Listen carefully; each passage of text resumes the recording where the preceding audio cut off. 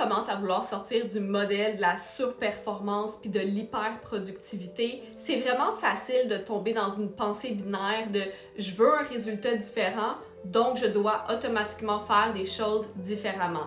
Et même si c'est vrai, la réalité est que ce n'est pas suffisant. Tu peux ralentir, tu peux dormir plus, tu peux même couper tes heures de travail. Mais si ton niveau d'activation interne ne change pas en premier, la calibration interne va encore être connectée au modèle de surperformance.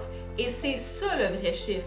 Parce que si ton système nerveux a été calibré à fonctionner dans le rush, dans l'urgence, même quand tu fais moins, tu vas te ramasser à penser plus pour compenser la diminution d'activation physique, mais rester au même niveau d'activation. Donc, tu vas analyser plus, chercher à optimiser plus, et ça va maintenir ton corps dans un état de fatigue continue. Parce que ton corps peut littéralement être en état de stress même quand tu ne fais rien.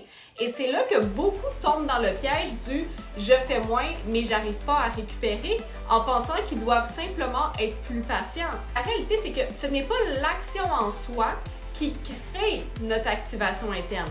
C'est notre activation interne qui nous pousse à l'action. Et c'est pour ça que de couper dans nos actions ne change rien à notre état d'activation interne sur le long terme si on n'adresse pas la racine afin de recalibrer notre système pour qu'il puisse exister autrement.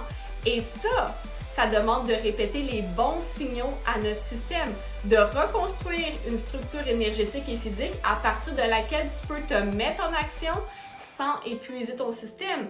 Et ça demande de la patience, ça demande de la précision et ça demande beaucoup d'humilité. Pas du hustle qu'on vient camoufler en pause, pas du contrôle qu'on vient camoufler en mindset. Ça demande un réel respect et un désir de connecter avec son corps.